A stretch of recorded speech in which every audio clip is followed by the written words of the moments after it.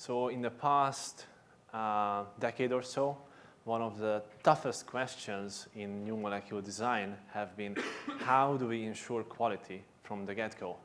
Because it's expensive to redo things many times, or because we don't have a good solution. And if I pull up a slide from this morning, then it's easy to understand why things are tough. So just highlighting the design bits on Aurora's map, you can see that some of the moving bits of coming up with a new design are separated. So this is the place we're at. And when you consider the design, make, test, analyze cycle that's typically representing the drug discovery workflow, then it's the design bit where we need to take care of this separation. So here we are in Marvin Live. I'm joining a room dedicated to a specific project, and I can load a couple of items that I'd like to work on. This comes from a chemical structure file. I picked the ones that I need currently. In Marvin.js, we can start working on it, and we can start working on it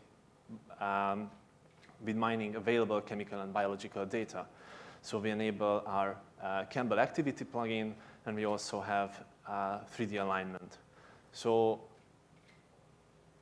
we can investigate what the current situation is and start working on achieving our goals. So for now, we don't need the secondary structure of the protein. That's just for decoration. So we can start modifying the starting point, removing some unnecessary bits, and changing one of the groups that we wanted. The goal would be obviously to move away from having too many hits in the assay database while still maintaining a good shape alignment with the already docked ligand from that PDB file. So while we tweak it, alignment feeds us new predictions.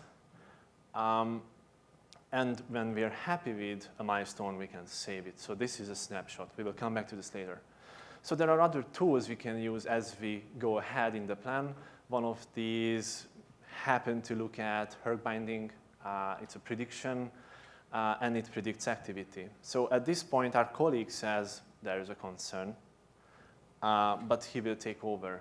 So let's set up the scene for them. We need to get rid of that predicted activity. That's bad, while maintaining certain physical chemical properties within a threshold. So he's taking over. We can follow along as they do it. It uses their color, that green color. And we wait for the predictions to update. So it's still active, so there's a few more steps, I believe. Now it's inactive, that's good. And if we like it, we can save this one as well. And that becomes another snapshot. There are other tools we can use as well. For instance, we can enable closest patented structure search. This uses mass-wide similarity against the Schur Campbell dataset, and we really liked the best similarity was 0.5. Much later, we're looking at if it's possible to synthesize this or buy something similar. So we use eMolecules with JChem Postgres cartridge, and we just search for screening compounds. So I think you get the idea. Throughout all the stages of the work, there are tools you can call on to find the necessary data. At the end of a project or a meeting, there's an overview where you can pick just the best ideas for each scaffold, each variation, distribute the tasks evenly among the team members by changing who they are assigned to, and then taking out the data in a format you like. For instance, in this case, that would be PowerPoint report for management, which contains nice cover pages, an index card, and then one page for each snapshot with all the data we used to make the decisions. So one of the moving bits of this solution is what we call real-time feedback. It's a plugin system. It's a completely open API. As you change your molecule, the plugins react as fast as they can. Over the last 1.5 years, we have collected an awful lot of plugins. So there's one for each type of technology, be that SOAP web service, REST web service, SQL APIs, command line, different security models, and different chemistry solutions where file format conversions might cause compatibility breaks. So there's a lot of plugins for mining, exploring chemical space, planning. And as you can see, only some of these have the ChemAxon color, which is good. A lot of the useful services are internal only or are not in ChemAxon's area of expertise. One of the latest things, so we are showing this for the first time today, is a technical preview of solvent accessible surface right within the tool using a WebGL display. There are still some visual artifacts which we will get rid of in the next couple of weeks. But finally, this means all the information can be there. So if the ligand intersects with the binding pocket, we can see that, we can get rid of it, we can design over it, and grow our compound in a way that it increases binding affinity. Again, by maintaining certain other criteria for us, which is why calculated properties are enabled. We go full screen, then we can investigate the entire scene. Yeah, this shows the technical issues, but I think it's really, really, really awesome, coming from the same team that did MathFest similarity search. At this stage, you have a really nicely defined idea, and the collaborative bits come into picture.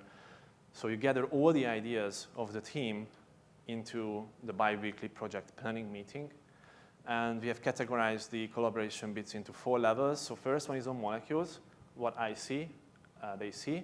There's special highlights. And if I want to talk about an undefined part, now there's a laser pointer as well. I hope you can see the tiny dot on the right screen following the crosshair from the left. The next high level are on the level of series. So all the ideas collected throughout a project can be investigated in overview mode, where you can pick the best ideas. You've seen this. Again, one level up, we have project level collaboration. So think of this as chat rooms. There's one chat room for each parallel project, and there can be private rooms as well for unfinished ideas, personal ideas, stuff that's on the back of a napkin. And then finally, at the top level, we have collaboration with partners. So within the same application, with access control, we can separate internal data from this external collaborator and that external collaborator. They log into their specific domain. So now we have an idea repository where all the good ideas have been collected. It relies on data capture. So this is the snapshotting that I mentioned. It captures the who, the what, the when, and all the calculations when you press that button. And we can turn that into Office documents or chemistry files as needed. But we can now also automatically save everything to SQL databases, for instance, Oracle database with and without chemistry cartridge, Postgres database with and without JChem solution, MySQL, MS SQL, or ELNs, as you have seen Ian's talk. So in Instant JChem, this is how it might look like. But you can also design fancier forms where you can later connect this data to anything that came back from assays. So this whole solution is available in 2 forms. One is the traditional on-premise solution. You use your own hardware. We can help with containers or VMs if needed. You can be as flexible as you want with the setup. But we also provide a cloud solution where we pick trustworthy cloud service providers. All customizations can be done by ChemAxon. Comes with flexible payment. And as John mentioned, there's a single support address, which I think is really nice. Actually, just have a comment. I said before that we will discontinue Marvin space, but as you could see from András' presentation, that ChemAxon will not stop developing that 3D modeler structures. So we just will discontinue the desktop application, but the development in this direction will continue. Nice functions. So just try to get your comment, right? So you talk about the collaboration. Suppose you have several chemists in a different site, right? And when you actually present those kind of 3D alignment functionalities, and what the performance look like, right? Because you have to kind of like sync, okay, all the data to the different side. So it's based on our own solution, and we only send data that actually changed. So for instance, when there's a new alignment prediction, the only thing that really changes are some of the atomic coordinates. The PDB file doesn't change. The shape of the surface doesn't yet change. So there's not a lot of kilobytes of data to send over. Typically, so it works well on a phone connection as well. The only thing the application is picky about is latency. So if you also use a phone solution like GoToMeeting, WebEx aside, you might experience there's like a half a second delay if somebody is on a different continent. But it's way better than anything else too.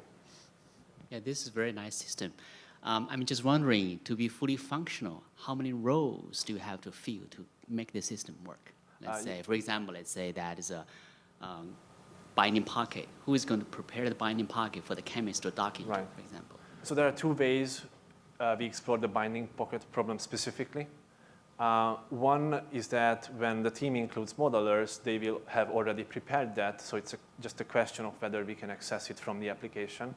And in a secure fashion, that's actually what we would do anyway. So we wouldn't go to rcsb.org for the file.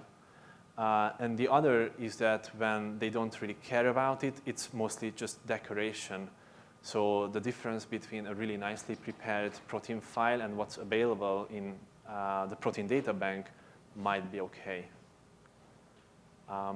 But the first one is the more typical one, that there is already a PDB file prepared. So things like the unnecessary chains are removed, things like alternative locations for atoms are taken care of, additives, sugars, unnecessary solvents that are not near the binding site are removed.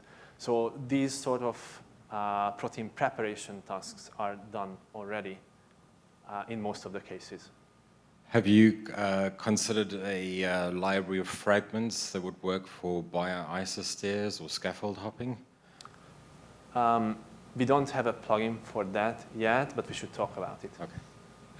Do you still have web service functionality where you can push molecules into Marvin Live and automatically create a room off of the uploaded structures? Absolutely. So there are two APIs here. These are documented on the ChemAxon documentation site.